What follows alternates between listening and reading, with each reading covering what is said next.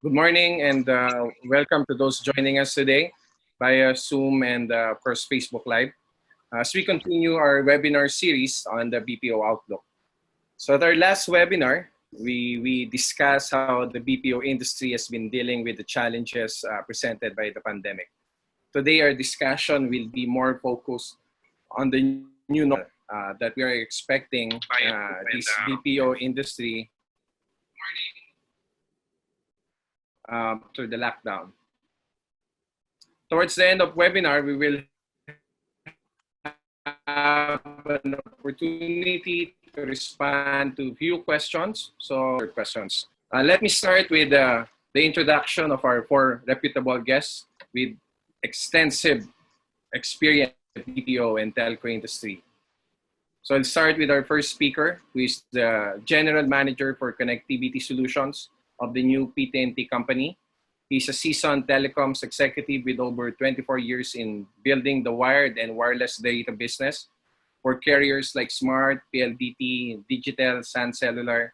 He was also with wireless broadband pioneer Meridian Telecoms in the mid-2000s, which was later sold to Smart. Let me join us in welcoming our first speaker, Mr. Ricky Peña. Good morning, Ricky.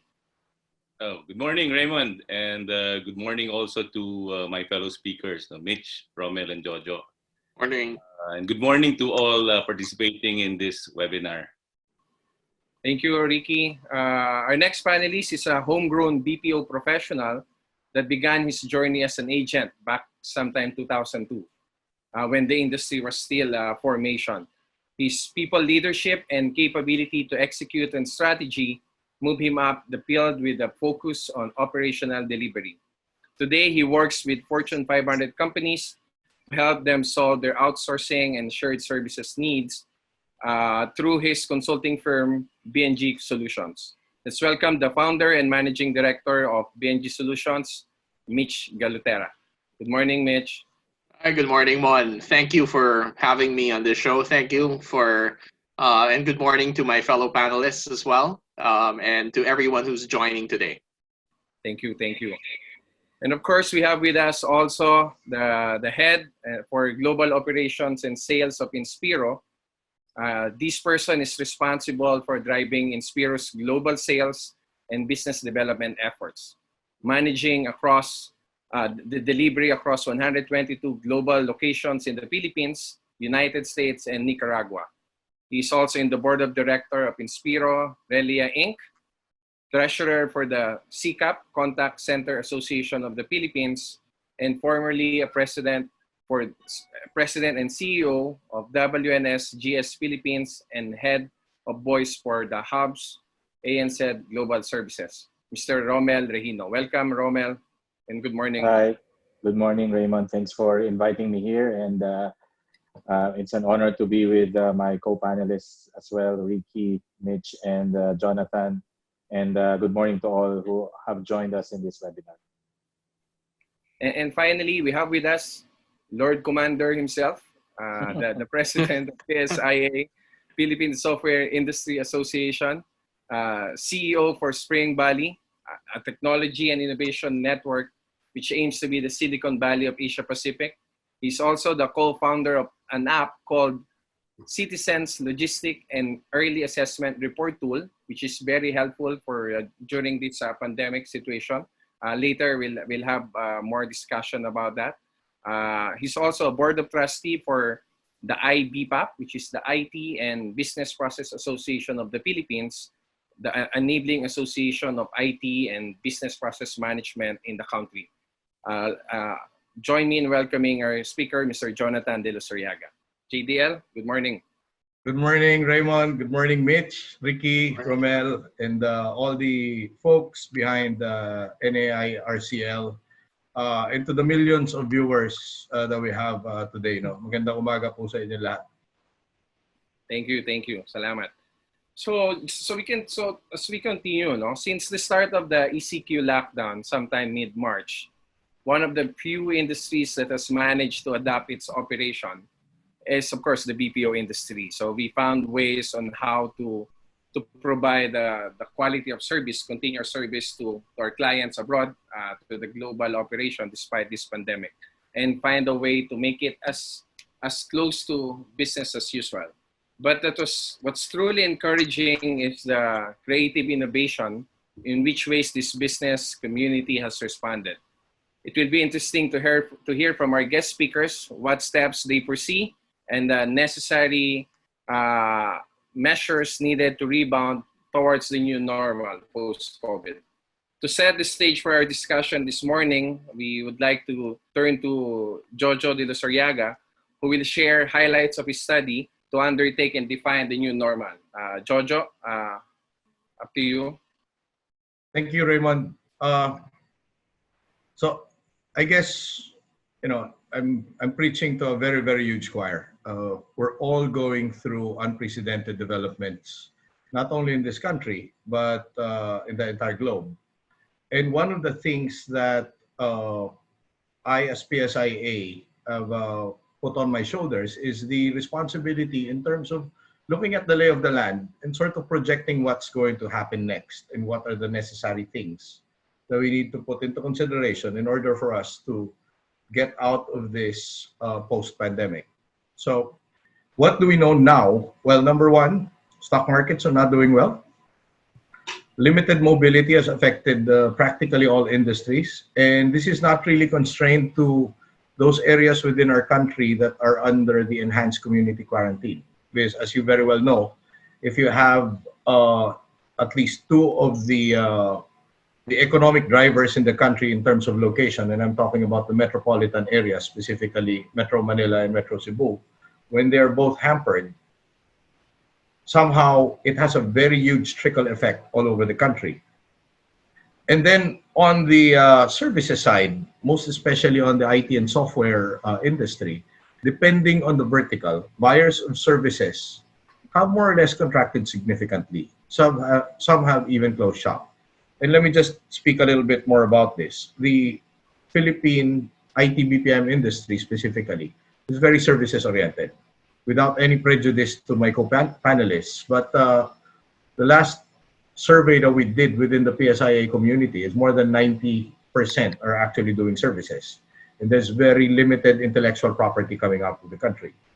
Hence, if you are servicing, let's say, somebody in the airline industry or in the travel and tourism, obviously you can't expect that it's going to be business as usual since you are a service provider. And then the fourth one, which is, almost on the scary side, basic government services and functions have either stopped or is really currently hampered. And there's a lot of moving parts to this, One of the things that the President of the Republic has highlighted in one of his late night speeches is that the lack of a national ID system is actually working against us in this particular scenario. The next slide that I'm showing is not really the Philippines. It's for Egypt, which actually, when they first released this, and I just like to give credit to the people who put this together. It's actually Decode Consulting.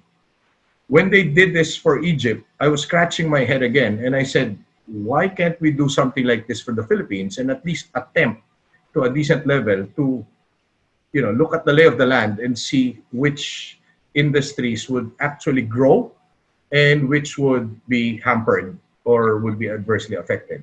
Now, potential losers and potential winners is are very strong words, right?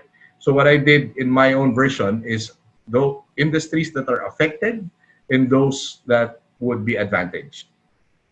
So I guess it goes without saying, you don't need to be a rocket scientist to know that tourism and leisure is really going to be adversely affected, even with the ground rules that are set for a lesser form of community quarantine.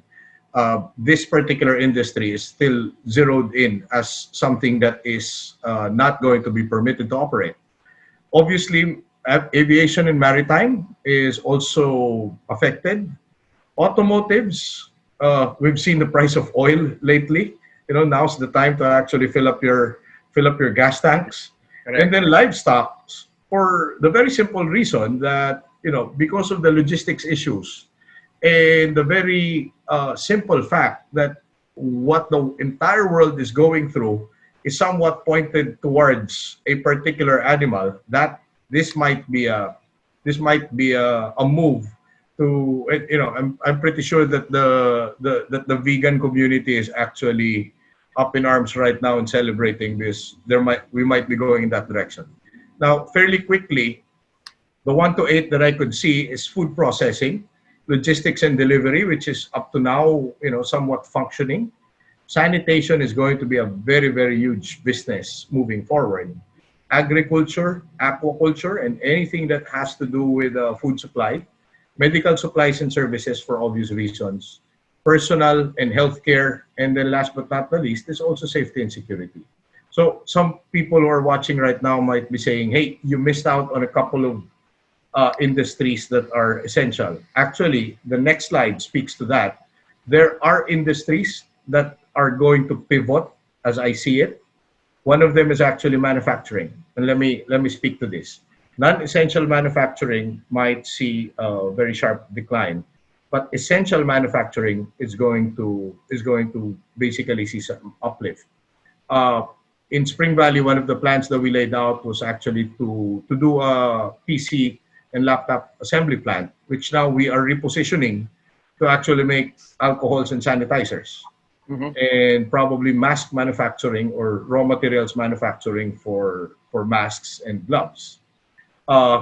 Obviously, financial institutions that weren't ready for this are now either completely inoperative or are really struggling, and the surge of online payments is could be seen quite significantly.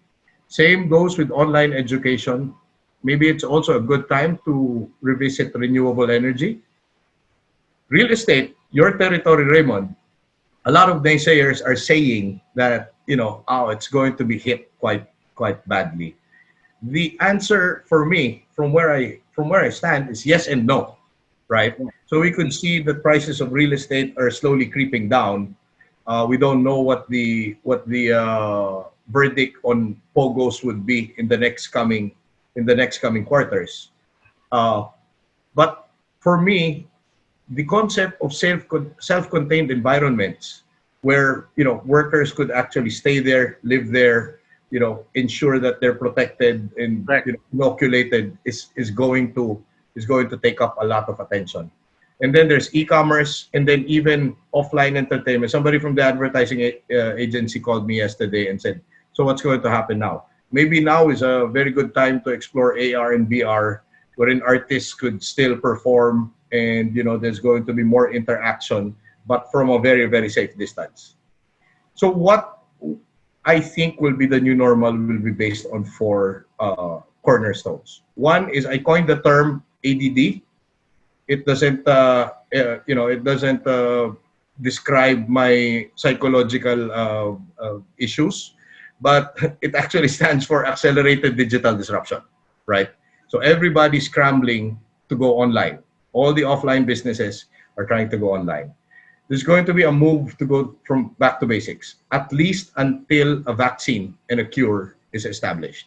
So ventures that involve food, education, safety, logistics, governance.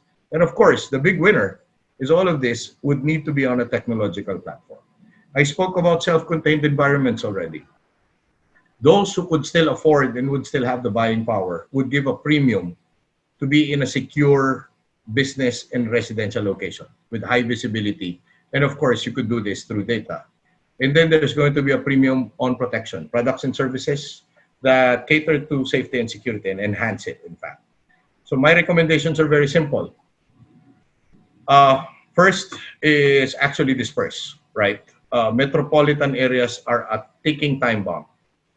So even now, government, I was talking to my co-panelists before we went live, that even government incentives are now geared towards countryside development, those that are less that have less density.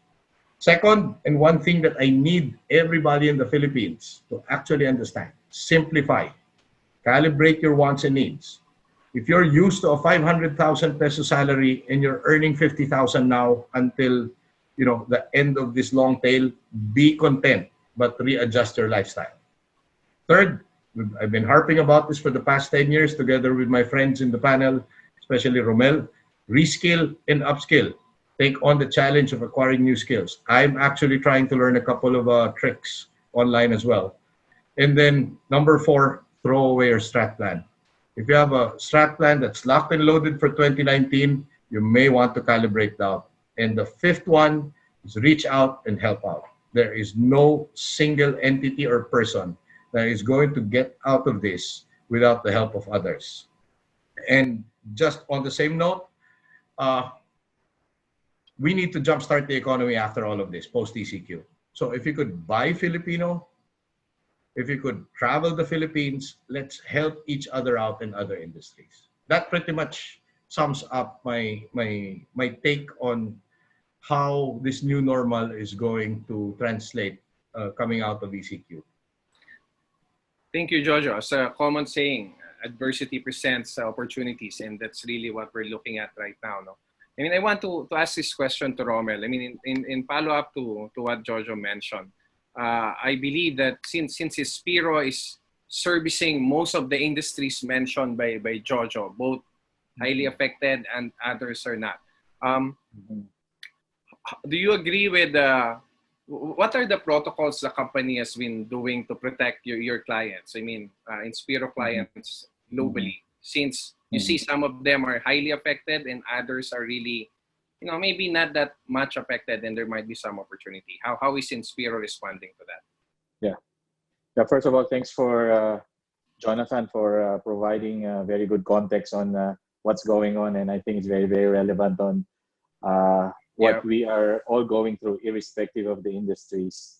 And from a BPO perspective, I think, when this pandemic hit us, it actually accelerated, to Jonathan's point, accelerated many of these technological POCs are being worked on, and we have to recalibrate and move to a almost a 300 kilometer per hour rate to make sure that we continue to service our clients.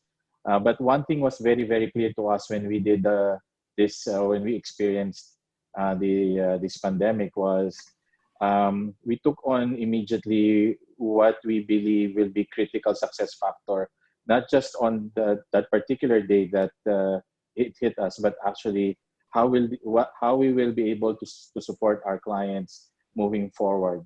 And we really focus on our people, and that's really our core, and that's what drives truly the business.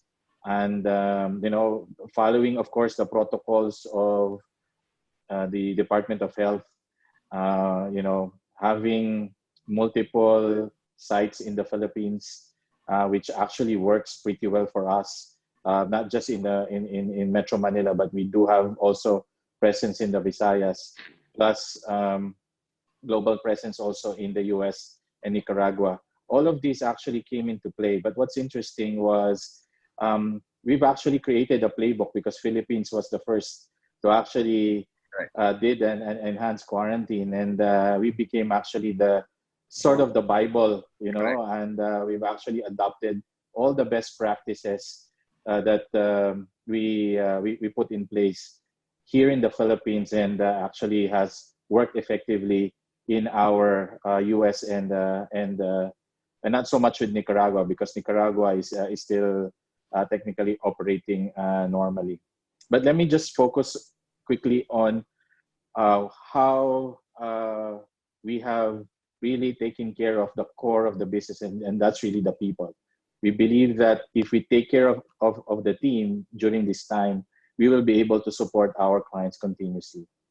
So as if you look at our values, this very strong word that actually doesn't have any translation in English. The word is malasakit. Our people comes first, and it's very ingrained in us, and it's natural for us to ensure that they are well taken care of. And we look at three things. So number one is safety and well-being. So we made sure, again, following the protocols of the Department of Health, increasing sanitation, we immediately mobilized work at home. For those that are decided to continue to work in our offices, we provide them accommodations. We provided them food. We provided them all the necessary support, even at the transportation services. We provided and we've given them premium as well on their pays as a token of appreciation and a sort of a thanks for doing such such effort and helping the business to continue. The second one is on the, we recognize that not many will be able to actually do this thing, whether work at home or, able to come to work in the offices. So we also extended financial means, supported financial means to all our employees. And we looked at that, and the company was committed in providing subsidies, early release of our 13-month pays, and so on. And finally, and something probably beyond the metrics, is that, that sense of belongingness, the total malasakit view. We've also looked at the emotional well-being of our people. We've always think that, we are a family, we are a community. So we have to make sure that people that are in the virtual environment now are still have that sense of belongingness. And, we've invested on very good communication tools to make sure our supervisors, our leaders have regular communications with our teams. I myself have been doing daily talks with the leaders. I was telling the team, before, because there is actually access to them, you take this for granted. But now we're talking some more, we're seeing each other some more through these platforms, and and the engagement part is something that is very, very common here. So we've actually used heavily social media platforms to create all these engagements. You see this in our pages. We even went into the TikTok bandwagon too, and we were amazed by how much participation we got from our employees. And all of these actually translated to many compliments from our clients, and we were even surprised that we were awarded with some new work. So it's actually going really well for us from an Inspiro perspective. Actually, Jojo, I agree with you. So there are things despite the situation, we still wanted to continue doing what we're doing in the normal days. You mentioned TikTok. I have my high school batchmates created that TikTok competition, and my college batchmates sending relief goods to different areas. I mean, on their best effort. And it's really interesting how people, despite the situation, is getting more creative in helping each other. And there goes the malasakit. Mitch, I have a question for you. I mean, Sure. You're in the consulting business for these BPO companies, correct? So That's correct. You pitch their requirement abroad, US or wherever, to here in Manila. I mean, now being in the third party of this industry, what's the effect in your business, and how do you carry this to the new normal? Well, that's a great question. And actually, I can give two contrasting examples of clientele that I have. The first one, not so positive, was I had a potential client who does ticket brokering for live events, live performances, sports, concerts, the works. And when the lockdowns and the cancellations of the shows came about, it really hit them hard, and they had to not only even suspend operations, but they had to massively lay off people in their office in the United States, which is very unfortunate for them. So given that their core business was totally indefinitely put off. So we have the story of those in back to Jojo's presentation, potential losers. And then I also have one, which is a more positive note, a client who is a healthcare provider, a global healthcare provider. They have a big presence in the Philippines and back office presence in India, as well as some domestic work in the United States. And this guy, a good friend of mine, hardly has time now to chat because he's so busy. They were particularly when they ordered the lockdowns, they were so busy organizing and reacting to it. He manages the global vendor outlook, and so they had to bring up capacity. They had to bring up new sites. They had to solicit overtime. And because it was challenging to do that at first in the Philippines because of the lockdowns, they had to switch to a work at home setup. And so there was some minor bumps along the road that they needed to just iron out. But otherwise, it was very easy in the Philippines to have people work from home because we have good connectivities at home, or everyone has smartphones or mobile phones, particularly in this industry, that they were able to adapt to it. They could bring their laptops home and then connect instantaneously. It was a little more challenging in India, where they had presence in Bangalore and Hyderabad because not everybody had a stable internet connection at home. But they were able to also eventually iron that out with a sort of more hybrid model, which is what I foresee as well in the new normal, where not everybody will be working from home, but you will have some shared services or support staff working from home. But the more essential components, like your frontline agents who still need a central repository to touch base and coach and performance manage, you'll still have that core teams that will need to work out of a shared office space, or similar to what Jojo said, there we'll have that facility which already encompasses everything, where people can live for maybe 5 days a week before going home, and where they're protected and safe. Or what I also foresee is like hybrid models, where even though you work from home, you can go to a more stable connection, like a remote workplace that is not as packed as a BPO facility, but you can have 10 to 20 people work out of it from a safe distance. And this is in the short term, while we still don't have a inoculation or cure for the virus. People will still be in the new normal a little bit hesitant to take on a normalcy to it as well. Interesting. Yeah, I agree. I have friends in the industry who's more busy right now than their usual work hours before, because they have to find ways and they have to service their clients 100% all the way. Jojo, just going back to your presentation, I noticed the four industries that is highly affected of this pandemic: the tourism and leisure, aviation, maritime, automotive, and livestock. These are big contributors to the economy. I mean, particularly tourism and aviation. What kind of evolution do you see or foresee in these industries? I mean, what are the opportunities we can have to see as a turnaround for these industries in the current bottom part of the slides? It's a very difficult question, Raymond. No? But now we could see that travel is going to be hampered, at least until we get a more conclusive scenario wherein there's going to be a vaccine that's available.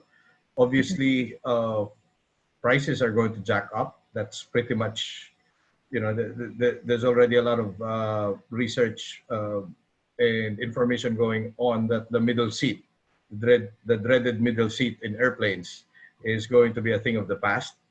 Right. So I guess at this point, it's really going to be touch and go for those particular industries until we get to a certain level of normalcy, especially across between cross borders. What I'm seeing is that countries would develop, not only the Philippines, would develop a renewed sense of nationalism, that they will patronize their own. Correct. And that they will only limit themselves within their jurisdiction. Now that's going to be a challenge even for the Philippines, us being an archipelago. But I guess that would have to do for now. And that means no more sleep for you, Giorgio. One thing interesting is you're a co-founder of this app called Clear. We discussed it briefly, and I think at this current state of the pandemic and where we are right now, I think that can help not just guys in the industry but everywhere, no, in the country. So can you give us more details about that? I mean, maybe that's something our audience and everyone in this panel would like to hear as well. So Clear started as a very small side project with my cousin Bobby Defensor of CMI Tech. So what happened was we wanted to create an app that would enable people in enhanced community quarantine to send to local authorities how they're feeling, right? So if you're exhibiting any of the 6 symptoms that's related to COVID-19, then you'll have the ability to store it and to send it to someone or use it as a reference point if you're going to do a consultation with a medical practitioner. That was the first part. Now it grew to what it is now, because now we already have Bluetooth and GPS capability that's going to basically mark where you've been, who you've been with, so that it could really be a honest to goodness contact tracing app. Now, some of the things that we left out in this equation is that we left out the power to give visibility to those on the ground. In this particular case, the local government units. Mm-hmm. So what we did was we created an LGU dashboard for the LGUs so that they could basically track what's on the ground. Again, we may or we may not go into mass testing.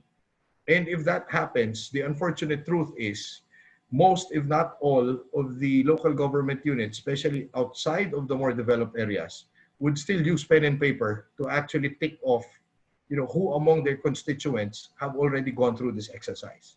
So what we did was basically, in its simplest term, we made a massive database for LGUs to utilize in this particular period so that they could keep digital records of all the activities within their constituencies, including social amelioration package.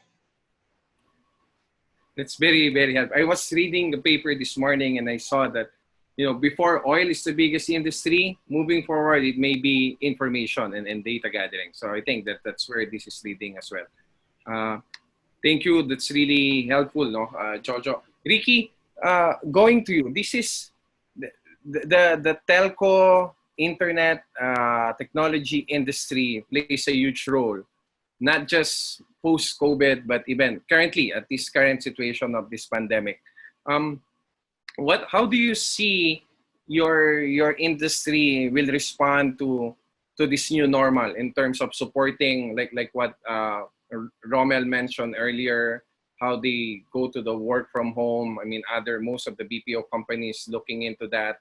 Mitch, most of his clients are also looking into that part of the business. So from before that, mostly the bandwidth issue in terms of using their internet at home. What are the measures being done by the telco industry?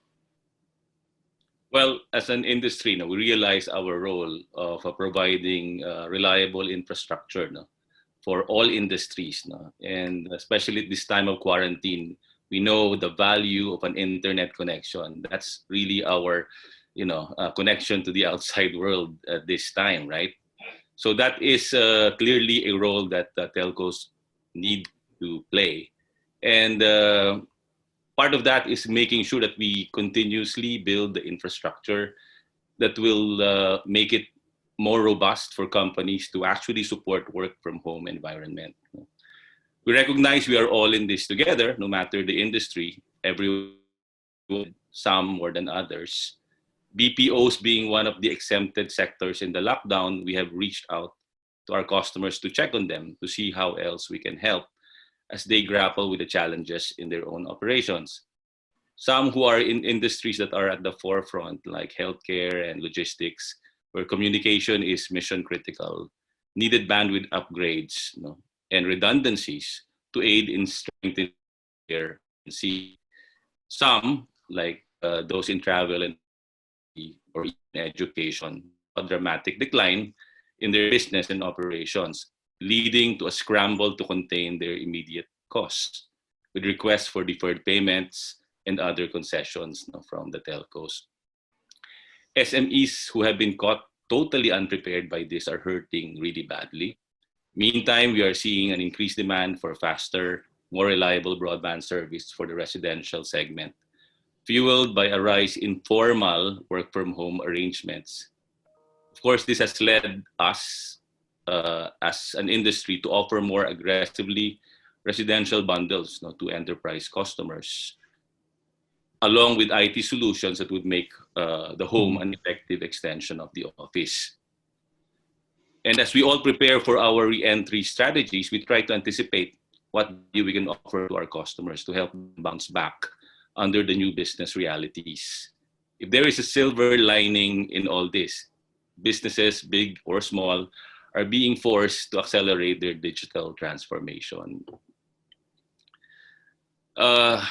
Hence, as an industry, we strive to be more relevant to our customers, especially once the quarantine is lifted. More than just offering bandwidth, we try to work on how they can optimize this bandwidth with new solutions that can support their new realities. On the challenges of work from home, for instance, what concerns are there still to actually make it work? I mean, is it last mile access to connect our workers? Is it security, privacy? Is it the reliability? Is it trust that our workers will actually do the work? Correct. Putting on a fresh mindset, if there are technologies available that can resolve these concerns, what else is stopping us from fully embracing it, especially when circumstances force us to do this? If we look at the potential cost-benefit ratio of a trustworthy work-from-home environment, the cost of setting up a distributed workplace model using a combination of technologies such as virtual desktop infrastructure, cloud computing, and bonded internet service, the savings one can realize from the reduced office space, transportation allowances, and other related expenses can more than offset the investment. This does not even consider the social benefits, say to BPO workers, of no more wasted time spent commuting in the horrendous traffic in metropolitan areas and giving them more time with their families. Or maybe even the potential of tapping into a bigger source of outstanding talent who are limited by mobility. So I'm referring to educated housewives, people with disabilities, productive retirees, people living far away. So clearly there is a new reality where we have to wear a new lens to see what the opportunities are. Thank you. That's because that's very interesting. As a matter of fact, we had a question related to that during our last webinar, and I hope if those questions are now answered, especially now more than ever. I mean, the use of Netflix is more current than before, and with this work from home, things are really getting crazy in terms of this bandwidth issue. I have a question for Rommel and Jojo. Being with both CCAP and IBPAP, is there any programs or protocols or any measures our IT-BPM association is now being implemented or support to our members, especially in this time of crisis? Age before beauty. Mel, you may go ahead. Thanks for that, Jojo. I think from an association and the IBPAP perspective, we're really providing as much input to the government so that certain policies, certain guidelines that's being imposed actually would align to the needs of the BPOs. And there's actually constant communication happening between the association and the industry. For example, during the start of the enhanced community, we were following a 2-kilometer radius, which we provided feedback to the government that this was very, very limiting. and they actually heard us, and they responded very well, and they've actually by then on uh, the the next announcement of the enhanced quarantine during this month, they actually expanded the radius, which actually allows the BPO to operate a little bit more, and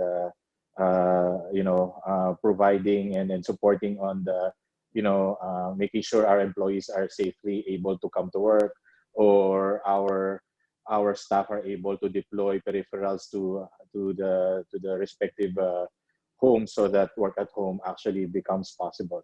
So there's that continuous calibration and alignment, and we continue to partner with government to make sure that BPOs continue to thrive in this situation. So let me just piggyback a little bit on what Romel said. No? I think all the industry associations, of course, under the banner association of IBPAP, has done a tremendous job in representing the interests of the industry, and using our communities as a platform to gather inputs and relay them to the respective government agencies. Let me just give a lay of the land for those who are not familiar. No? So there are 6 subsector associations under the banner association of IBPAP. So there's the Animation Council, there's the Contact Center Association of the Philippines, there's the Game Developer Association of the Philippines, there's a Healthcare Information Association of the Philippines, there is the Shared Service Organization, which is called GICC, and then, of course, the most good-looking of them all, the Philippine Software Industry Association. Now, we are not the same size and shape, okay? We're not the same size and shape. People need to understand that. It's very different when you talk about CCAP, for instance, who holds the lion's share of in terms of headcount and in revenue. They make up probably about more than 800,000 out of the 1.3 million people employed in the industry. Mm-hmm. And then PSIA is actually composed of the biggest of the big and the smallest of the small when it comes to the software industry. So you got the big 3, Accenture, IBM, and what was formerly known as HP, and then we've got the startup community. So when it comes to crafting and suggesting or even influencing government to come up with policies, it's quite difficult to have a one-size-fits-all. You can't cast a very wide net.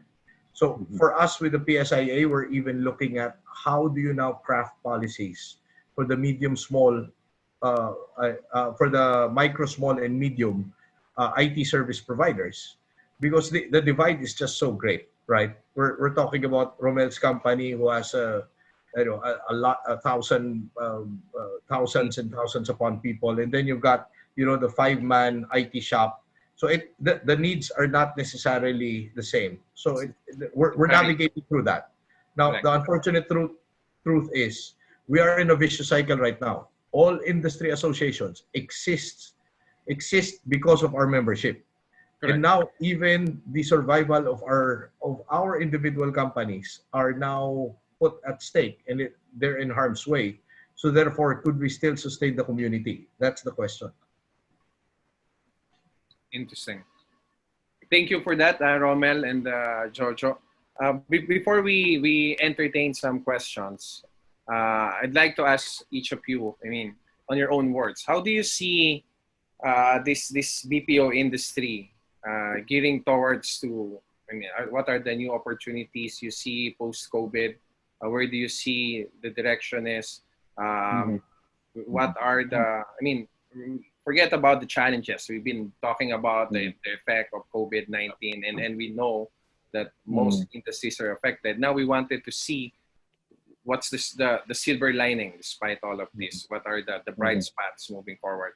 I'll start with Mitch. Mitch? Okay. Perfect.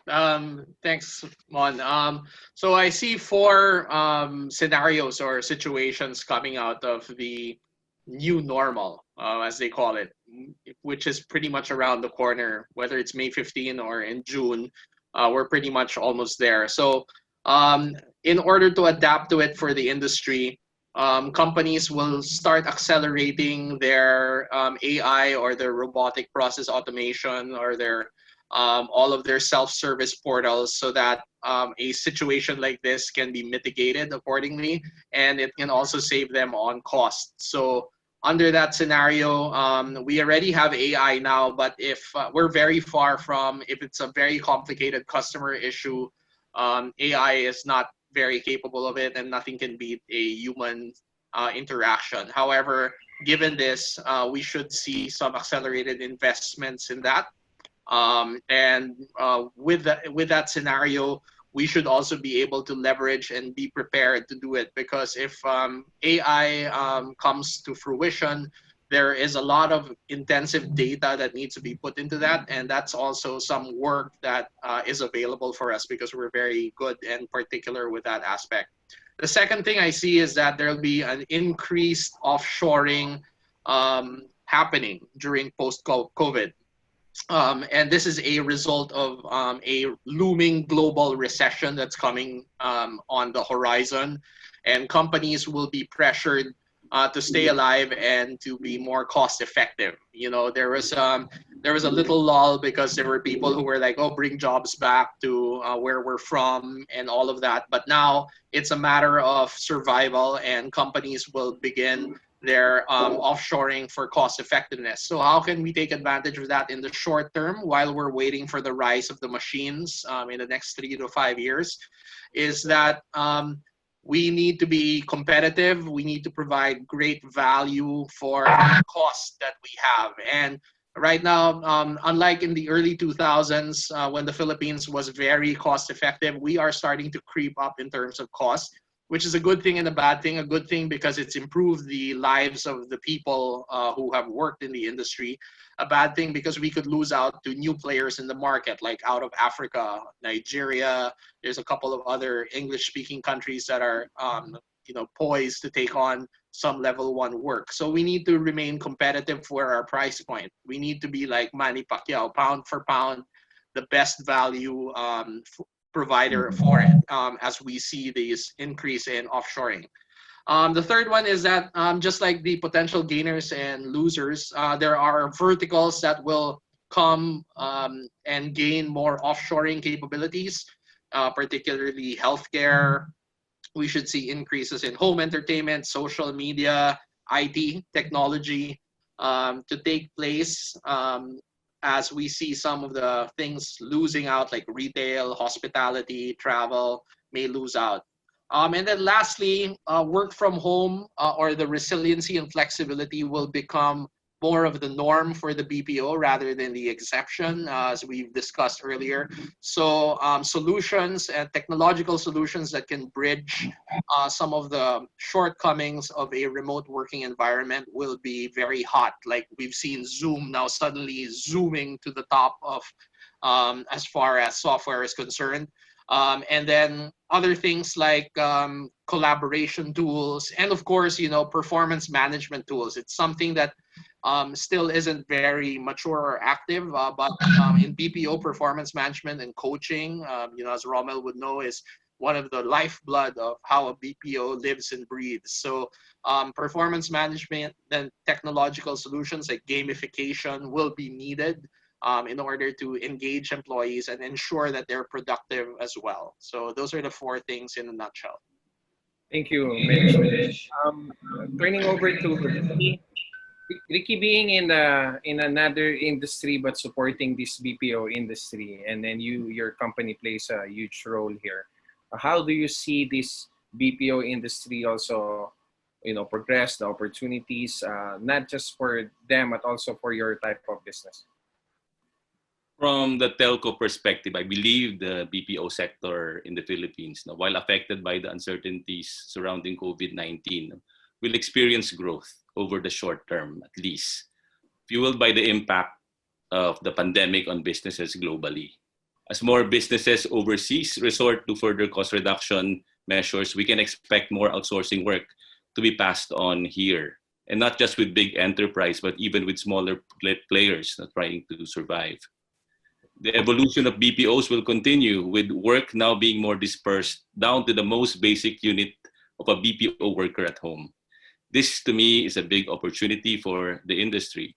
This move will definitely spur the growth of a digital ecosystem that will create even more new businesses that would cater to the needs of this new army of digital home workers. To sustain the growth, given the threat of basic BPO services being taken over by AI, there's a need to upskill this army with higher value outsourced services. Instead of being threatened by AI, let's ride its wave and tame the beast.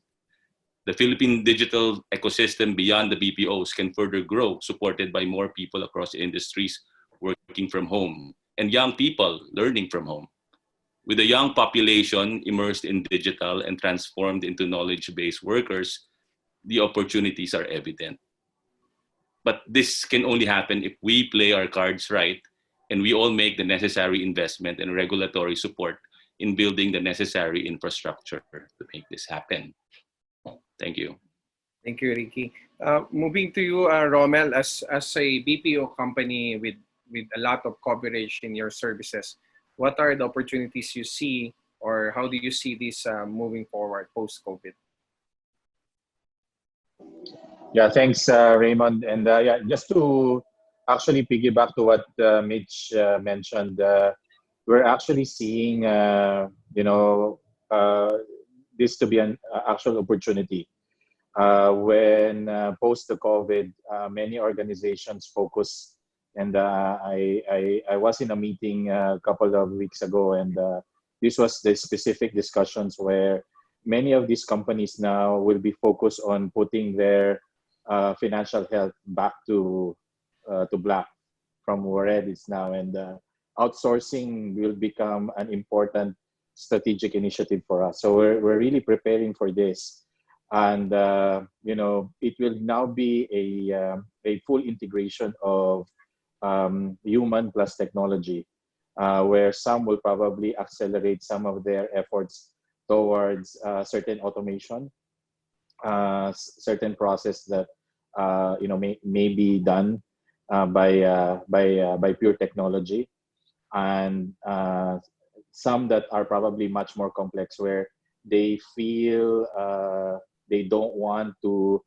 put this outside of their own location, will probably gonna be considered. I have seen many behavioral changes from our clients, where some of them were didn't actually entertain, for example, work at home before, have easily signed up and mobilized a certain percentage of our team to a work at home model. They are very focused now in ensuring the business continuity are actually not on a need, but part now of an ongoing daily operations. So that's gonna be the new world really is. Interesting. Boss Jojo, your comments, on what you see the opportunities in this BPO industry. First and foremost, now I just want to call out that every time ROMMEL REGINO speaks, the number of attendees multiplies times 10. No? We know the reason. We discussed that earlier. Okay.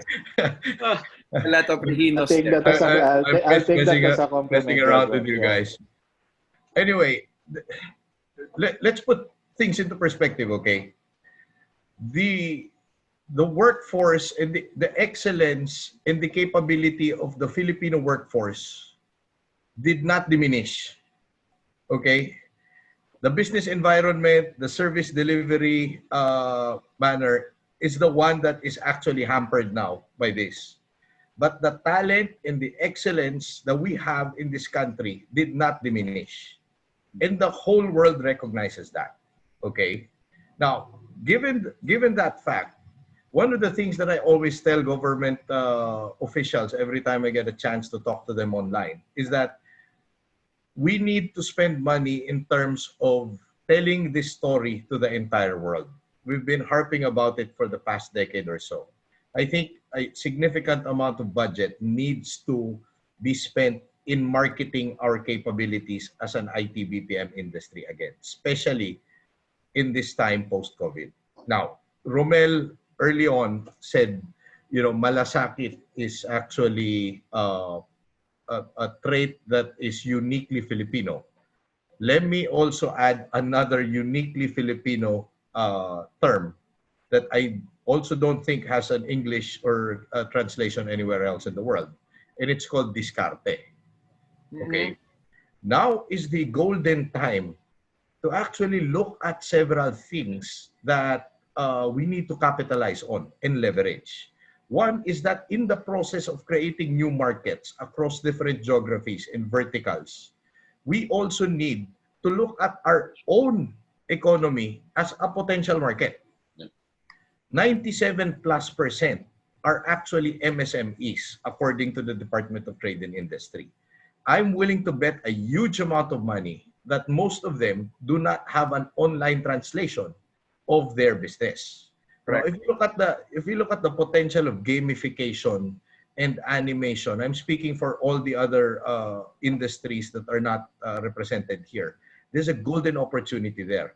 Early this morning, I saw that the Taiwan government was a little bit upset about how the palace has actually addressed this issue regarding a Filipino OFW based in Taiwan that the Philippine government wanted to be repatriated because of particular crimes in terms of putting our government and our president in particular in a bad light. Now is a golden time to develop good relationships, including taking a look at what's falling out of China. And that includes manufacturing. There's a huge influx of businesses coming out of China for whatever reason there might be. And we need to leverage on this particular scenario that we have to diversify. Yep. And last but not the least, it's time to get high on our own supply. We produce very, very good talent. But Correct. most of these talents are actually servicing geographies that are so far away from us that we do not experience the kind of customer service and operational excellence that we give to other countries. So let's look at ourselves as a market as well. Correct. Agree. And I'm sure there's still a lot of companies outside, that is not yet exploring this outsourcing. And those are the things that, I remember from one of the BPAP events before. I mean, we only cater to a certain percentage of these multinational companies. So with this situation, we can now look into those other industries, as you mentioned, which we can provide this service. Thank you, our speaker. So we go to the quick Q&A before we end this webinar, if you don't mind. So I have a question here for Rommel. Rommel, from operational excellence, business excellence, and brilliant and basics are all being translated, customized to be applicable in the new normal. Any amazing examples from your shops that you would like to share? Yeah, sure. I think it's from your competitor, Romela. So. Yeah. Or one of your kids. I have no problems sharing the what we believe that has worked well, because I think the key differentiator is the execution, Jonathan. So no matter how good these, it will stay in paper if you don't execute it well. But yeah, I think that's it's a very very loaded question, but I'll probably answer it in two ways. Number one is on the security protocols.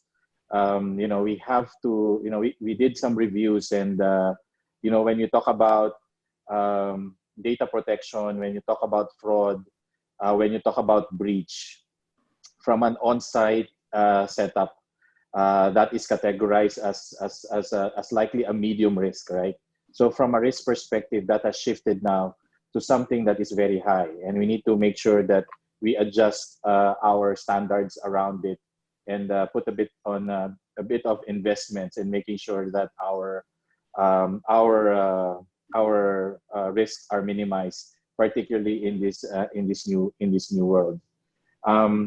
in terms of the operational side of it, that probably is very important. You know, this word trust now, which is actually an adjective, needs to have a numerical value in this new world, and you know, we have to try to define it in making sure that we, you know, our people that are both on site and working at home truly understands the importance of having this particular trust, and what does that really mean.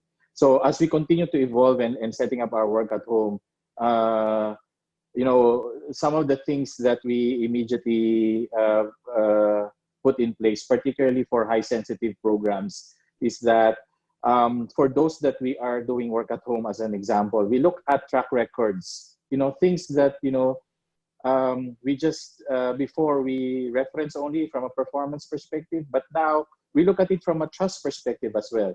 Can we make sure that, you know, they are very independent when they are actually doing work at home? Second is, you know, for critical support, you know, there's high value type of a support. We actually have to increase the level of monitoring, making sure that you know, it's done properly. We have to do remote. Screenshot to make sure that, you know, people are actually using or doing exactly only work related activities during their work hours. We also have to increase the recurring coaching, the virtual engagement, and it so far it has worked for us. One important realization for us is that it's you know, doing a work at home, the schedule is a critical success factor. If you are able to plot your work at home teams in just one shift, I think that is something that is a good practice, because you're able to really monitor. And one of the realization is the ratio between supervisor and people working at home is actually different than managing a group that is on site. So these are just some of the examples that we have made some adjustments on, ensuring that both on-site and work at home models are effective. Okay, thank you, Rommel. For Ricky, another question here is, I mean, in parallel to that, with the new normal and many BPO employees working home, the risk in cyber attacks, phishing attempts, and other security concerns are on the rise. I think it's more than just the concern on your normal work environment. The security of your connection, your internet, your data is more at risk. The question was, what new and highly effective risk and compliance best practices have been done by your organization? Well, in PT&T, we are actually doing what we're preaching, right? So we have moved quite quickly, you know, in terms of supporting our work from home arrangements, no? Thereby making sure that all of the essential work that's done in the office, no, is transferred at home. So this includes using tools that would help us, you know, like virtual desktop applications, time management applications, video conferencing. It's a time where we were forced, to really embrace this, and make use of our company as a test lab, because all of the learnings that we will gain from this, is something that we will definitely share and offer as a package solution to our customers. Thank you. Last question before we go to our ending. I think Jojo, you can help us here. Post-COVID, for contact centers, have we reached to a point on tie-ups with DICT, DPC, Dole to push for telecommunicating work from home as an acceptable business model operation? I think it's more of to really make it, aside from just a temporary solution, to make it something more permanent? Is there any communication already with those organizations? There's a lot. There's too much going on in terms of Sure. coordination. And again, we're leveraging the very strong relationships between the subsectors and, of course, the mother association, which is IBPAC, to consolidate all our views and all our suggestions. Now, the even PESA, which used to be very, very strict, Raymond, you know this, right? Yeah. Is now allowing that you take out equipment from PESA sites to bring to the respective homes of your employees to facilitate work from home. Now, that being said, things were relaxed significantly, and I don't think it's going to go back to normal immediately, especially since we're one of the industries that have been marked to just go on 50% normalcy, no, for lack of a better term, once the ECQ has been lifted. So I guess, these discussions are happening. It's funny. These discussions are happening prior to COVID-19, and there are a lot of discussions going back and forth, and a lot of considerations to not do this. But now that we're forced into the situation, I guess number one, we could see that it will work given some other enhancements, most especially on the connectivity angle. And second is that this actually might just be one of the manifestations of how the new normal is going to be like. Yeah. Okay. Just to add to what you mentioned, Jojo, because I had a conversation with our friend from PESA and asked the same question. As a matter of fact, he told me that even before COVID pandemic, like what you said, no, PESA had already been issuing guidelines to the IT BPM locator companies. So I think it has been discussed even prior to that, and now there's a lot of continuous conversation towards that.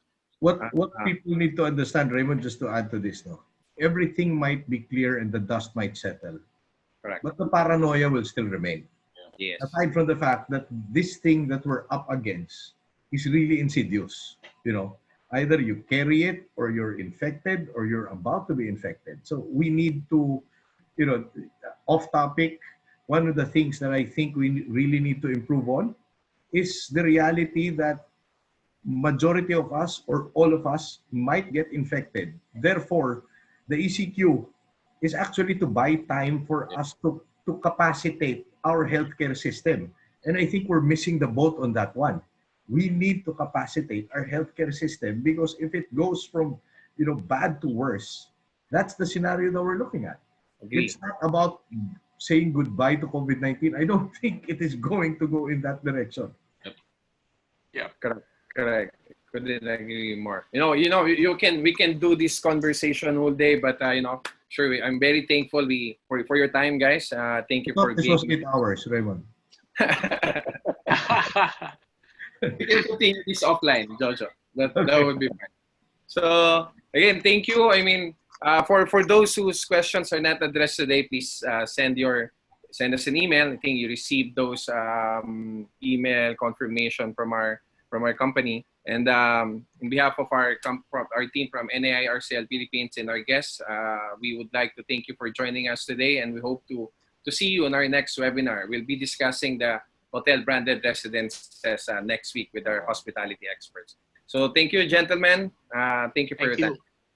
Thank you. It was an honor being with you guys. Thanks. Stay safe, everyone. Thank you. Stay safe. Live long and prosper.